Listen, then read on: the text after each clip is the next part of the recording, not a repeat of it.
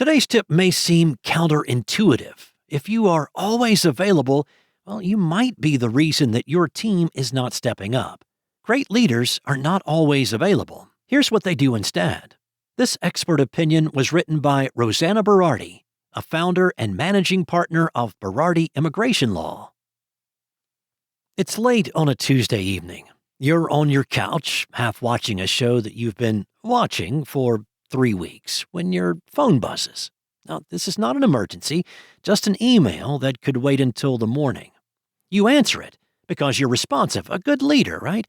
And you care. But here's what's happening. You're training everyone around you that you have no boundaries. The scariest part? You're doing it with a smile. Society has built an entire mythology around accessibility. Be reachable and be responsive. For a while, it feels like strength. But after years of running my own firm, I can tell you that constant availability is not leadership.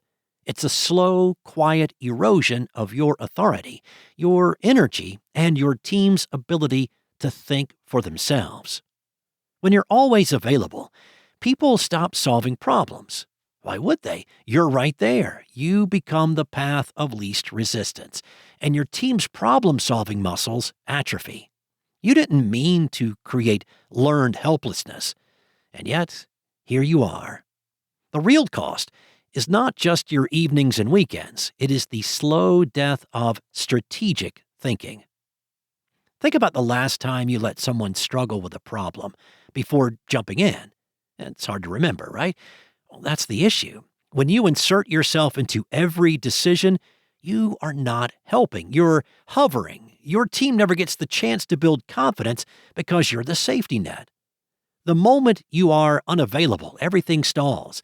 Decisions pile up. People panic, not because they can't handle it, but because you've taught them not to.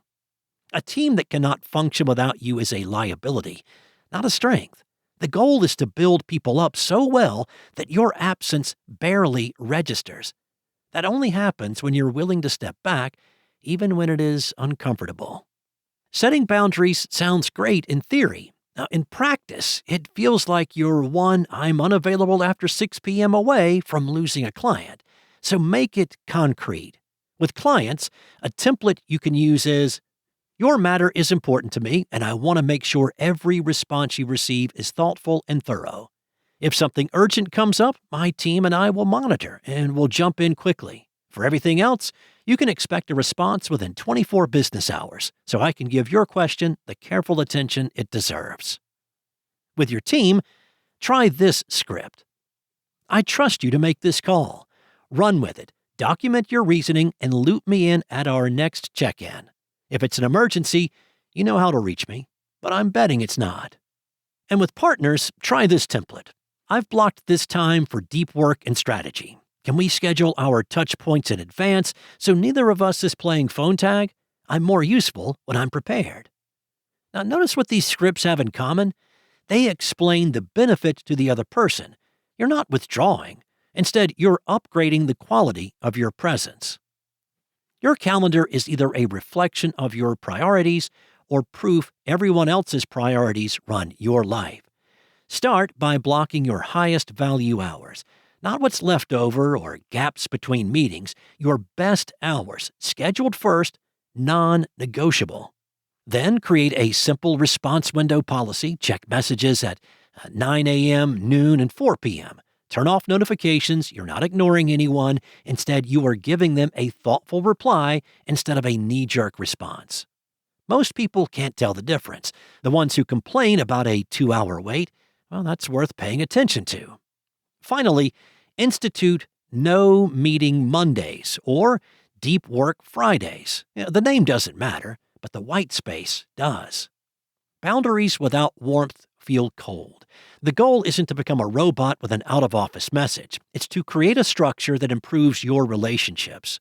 Set expectations at the start, not the breakdown. Onboard everyone with your communication norms up front.